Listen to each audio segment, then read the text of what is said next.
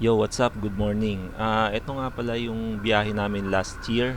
Yung 5 days ride na ginawa namin, tatlong rider kami dito at isang angkas. Ang target destination namin dito ay una, ang Bigan City.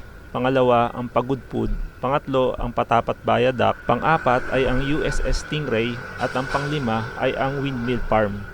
At ang pinakahuli sa lahat ay ang Sagada. Pagdating namin dito sa may part ng Bulacan, ay nagpasya muna kami mag-almusal. Nagugutom na kayo? Nagugutom na ba kayo?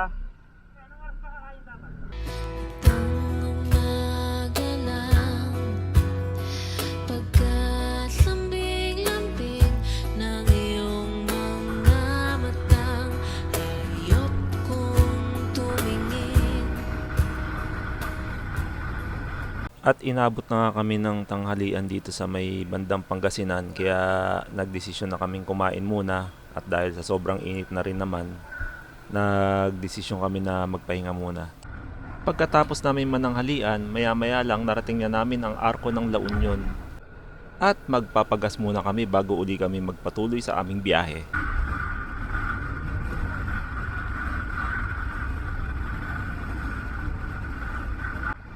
Mga bandang alas 3 ng hapon ay dumaan kami dito sa bridge ng Amburayan River. Sa lugar na to, dito nyo makikita ang mga scenic view ng Ilocos Sur.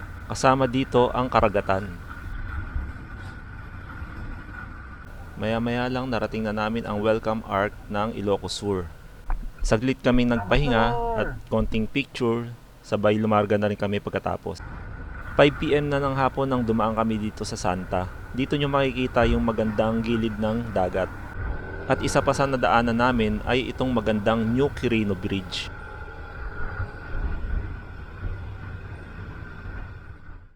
At ito na nga, bandang alas 6 na ng gabi nang marating namin ang aming tinutuluyan. Dito nga pala kami tumuloy sa Mojica Hotel. Ang rate nila ay for couple room ay nagkakahalaga ng 1,400 at libre na ang breakfast. Iiwan ba nating ano? Pagkatapos namin magpahinga konti, naligo at mag-ayos ng gamit, ay pumunta na kami dito sa Calle Crisologo.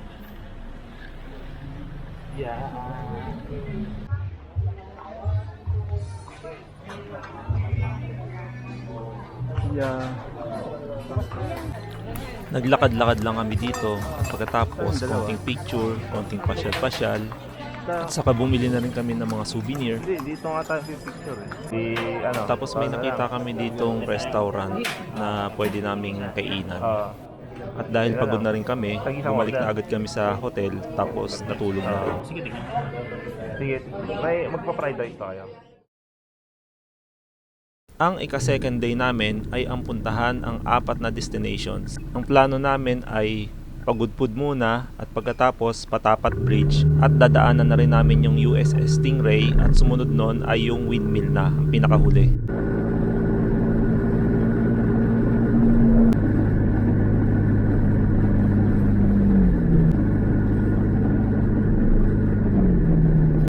Pagkatapos ng isang oras ay narating na namin ang welcome arc ng Ilocos Norte. Ang sumunod naman ay ang welcome arc ng Paway. Dito kami medyo nagtagal dahil pinuntahan pa namin ang sikat na simbahan ng Paway. At pagkatapos nagpatuloy na kami sa aming biyahe patungo sa Pagudpud. Pagkatapos ng ilang oras ay narating na namin ang Pagudpud welcome arc. After namin mag-lunch ay sinunod namin ang Patapat Bridge. Dito medyo mas tumagal kaming tumambay dahil presko at magandang tanawin dito. Alas 4 na ng hapon nang makarating kami dito sa USS Stingray Monument. Ito ay makasaysayang lugar nung panahon ng World War II at may mga nagsasabi na ito daw talaga ang dulo ng Luzon. At ang pinakahuli sa lahat ay ang Banggi Windmill Farm ng Ilocos. Pagkatapos dito ay umuwi na rin kami at dito ginabi na kami sa pag-uwi mga 8 PM na ng gabi nang makabalik kami sa hotel.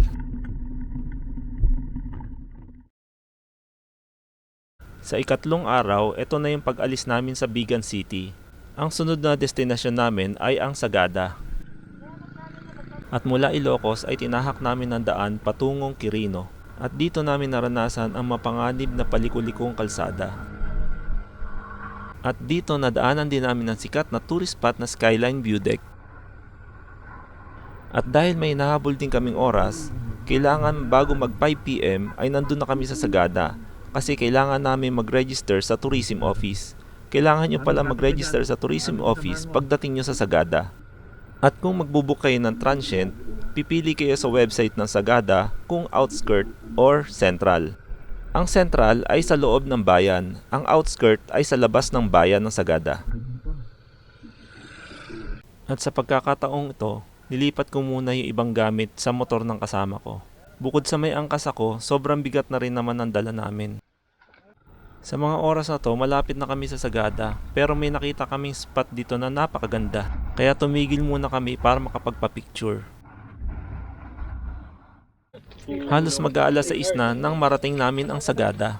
Diretso ko na pagudpod. Kamusta naman ang 3 days ride? Guys. Ayun, masakit na yung puwet. Lahat masakit na. Masakit yung bulsa. Masakit yung katawan. Masakit yung kung ano. Dito nga pala sa Sagada, sulit ang mga pagkain nila. Bukod sa marami, ay masarap pa. Pagkatapos namin mag-dinner, ay bumalik na agad kami sa transient namin para makapagpahinga.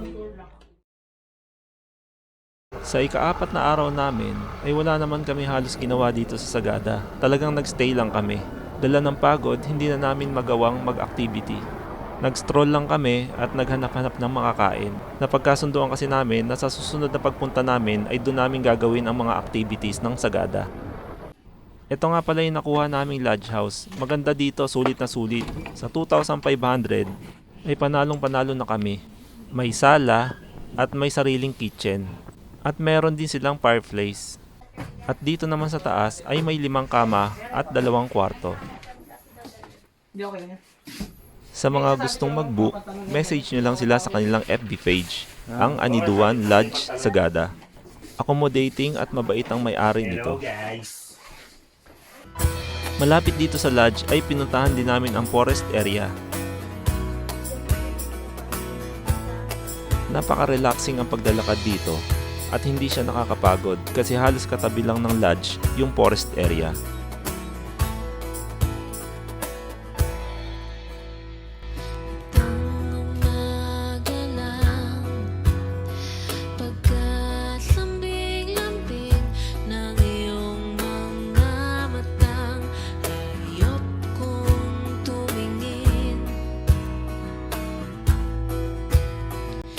Pagdating nung gabi ay nag-light meal lang kami.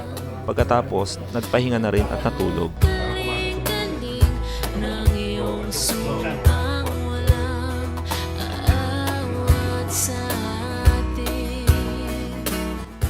Ang aming ika-5 araw ay ang aming pag-uwi. Pero bago yon ay naglakad-lakad muna kami sa bakuran nitong Aniduan Lodge.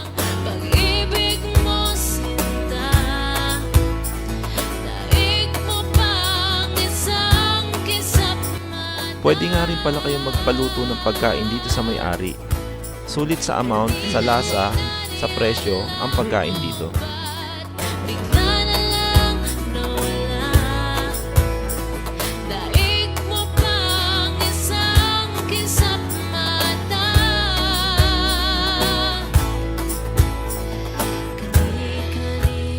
Ten o'clock na ng umaga nang kami ay lumarga. Dito ay nag-e-enjoy pa rin kami sa mga dinadaanan namin dahil first time namin lahat madaanan ng lugar na to. Pero bago namin tuluyang lisanin ang lugar, napagkasunduan namin dumaan sa new highest point. Habang kami papauwi, nakaranas kami ng mga aberya tulad ng naligaw, nabutasan ng gulong, at umulan. Hindi ko na nagawang i-record pa dahil na rin sa pagod. Pero gayunpaman, ang experience na to ay hindi namin malilimutan. Madami kami naranasan at natutunan. Kung mabibigyan uli ng pagkakataon ay gagawin muli namin ang epic ride na ito dahil hindi nakakasawa balikan ang mga lugar na napuntahan namin. Muli, sa susunod na adventure ay magkita-kita uli tayo. Maraming salamat sa mga nanood at ride safe po sa ating lahat.